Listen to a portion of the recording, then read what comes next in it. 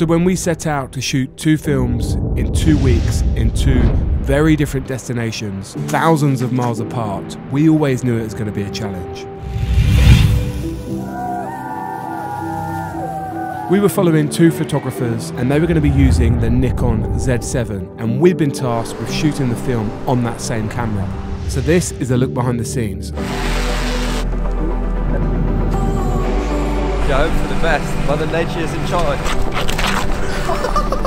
Out of the doors, right over the mountain tops.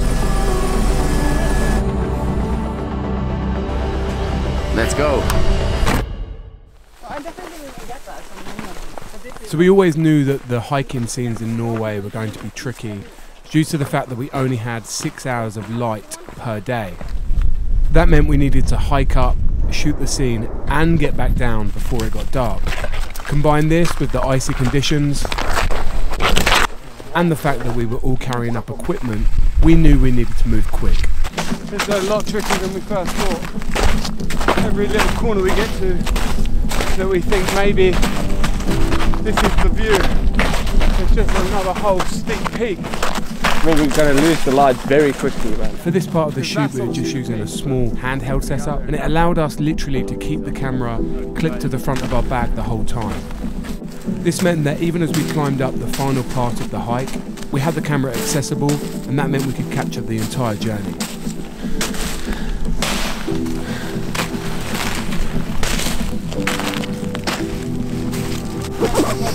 We're trying to get the drone shot. You can see the sun is going down over that side for 5-10 minutes. So to get the aerial shots using the Z7, we were using the Outer 8 drone. Alright, you can go in if you want.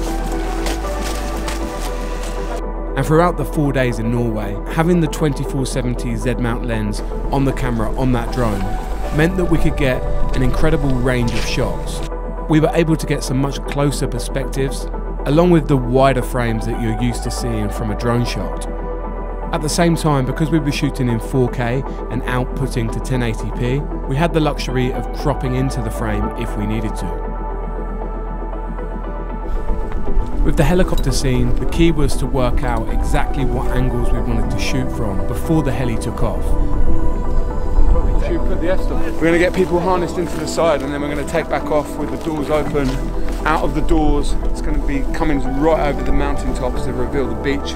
We just don't completely trust the gimbal to hold the extra kilos of the weight from the propellers. So we're trying to figure out if it's possible to do it handheld or not. That's perfect. It comes with. Like, that's like, I'm dead. I'm like flying. So once I'd convinced Job that he wasn't going to fall out the side, we got up into the air. And we did actually end up shooting the majority of the heli scene handheld. Having the camera held out the side of the helicopter was difficult, and the inbuilt stabilisation inside the Z7 really did help here. We ended up getting some really cool perspectives of the photographers hanging out the side door of the heli.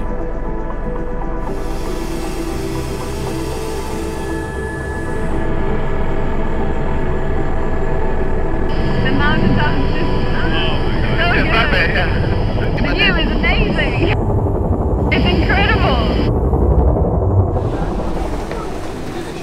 So the big wide open spaces of Norway were just a complete contrast to the busy, bustling streets of Singapore. So we're just there in the busy streets of Chinatown, Singapore. It's amazing down here. So yeah, we're getting the shots, we're gonna run before the rain hits. So with limited space and very busy streets, we'll be using the stabilizer a lot here to get more cinematic shots. And we combine this with the 50 frames per second on the Z7 to get some movement into the shots from some really unique angles. And action.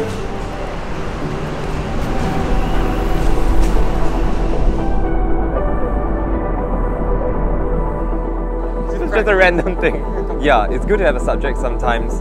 Usually my friends get me to jump, and that's why I have a hashtag Jump with Gerald. All the pictures across the years of my friends capturing me jumping at different facades. And now there are like different people, random people just using the hashtags. Go!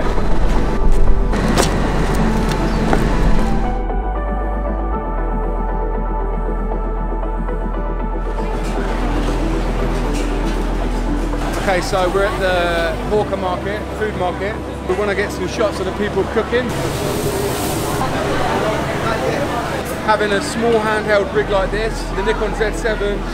At the moment we've got the 35mm Z-mount lens 1.8 connected to the Atomos Ninja 5. That enables us to shoot 10-bit ProRes videos. When we're in these kind of places, although we want to get the cinematic shots, we also want to get the reactions. At the popular tourist spots in Singapore, the biggest challenge was just the sheer number of people. Thank you very much. So at times when it was very busy and very hectic, being able to very quickly set up the Z7 on a tripod and use the inbuilt time-lapse mode was very useful.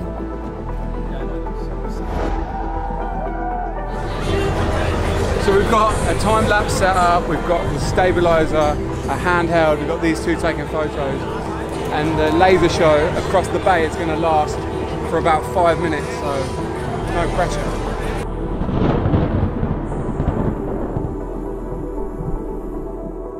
So as the shoot wound down and came to an end, we look back on what had been an incredible 2 weeks. It's very rare that you get to shoot in so many different scenarios in such a short space of time, and the Z7 really did live up to the task. Well done, boys.